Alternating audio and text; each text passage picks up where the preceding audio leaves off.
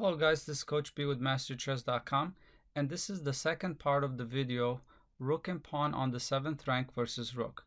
In this video, we're going to cover the positions where Black is attacking White's pawn from the side instead of behind the pawn, and with Black to move here, he is able to draw with accurate play. Here, if it was White to move, the win will be very easy, as the White Rook could simply come on e8, checking the Black King and then promoting on the next move. However, with Black to move here, Black is able to get a draw. What he's going to do, he's going to move the Rook to e7 to shelter from the check of the White Rook. After this, White will probably play the King to f3, and here Black can draw two different ways. He can draw moving the King to e6, after which White will probably come to e4, taking the opposition. And now, this is very important, the Black King needs to move to the short side of the board, not towards the pawn, to maintain a draw. So after King to f6, Black is also attacking the White's King with the Rook as a discover check. So now White will move the King to d5, and Black will switch the Rook over to f7 to shelter the King once more. So from here, White has two ways to try to play, either going after his pawn or trying to take the horizontal opposition. So if he moves the King to c6, going after White's pawn, Black here needs to be very careful. Whenever White is able to touch the pawn on the next move, he wants to make sure that he has the 6th rank clear for the Rook to be able to check the White King and not to let him touch the pawn. We saw that if the White King defends his pawn, he has one tempo to move the Rook from in front of the pawn, and that pawn will promote. So here, the correct play for Black will be King to f5. After this, if White moves the King to b6, defending his pawn, now Black is able to check the White's King on the square that the King was on, and White cannot make any progress. After King to b7, Rook to f7 check.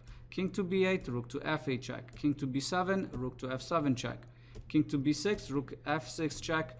And White cannot make any progress. He's going to have to move back, from which the Rook will return to the square f7. I do want to mention here, if Black, instead of moving the King to f5, making room for the Rook on the 6th rank to check the White King when he's defending the pawn, if he moves the King to g7, this will be a terrible mistake, as White will be able to sacrifice his Rook to check. And now after Black captures, just because the Black Rook is not behind the pawn, here the pawn will queen with check, and the Black Rook cannot capture anymore, and White will be able to win this game. And coming back, if instead of moving the White King to c6, going towards the pawn, if White here takes the opposition on d6, Black is still able to draw because he's going to move the King to f5. And from here, the Black King is attacking the squares e5 and e6. The Rook is attacking the square e7.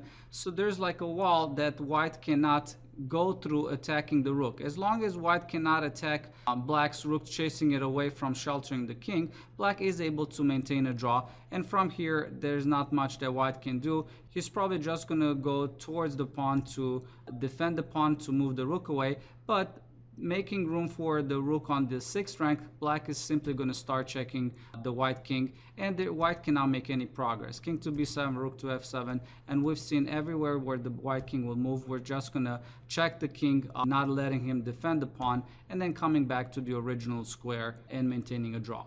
And coming back, after the King moved to e6, and White took the opposition, we saw that the correct play is moving the King to f6 with the discover check on the White King to get a draw. But you might wonder what happens if we move the King to d6, also with the discover check. Well, here Black is actually going to lose this game. After this, White will move the King to d4, and let's say Rook to d7, sheltering the checks from the White Rook.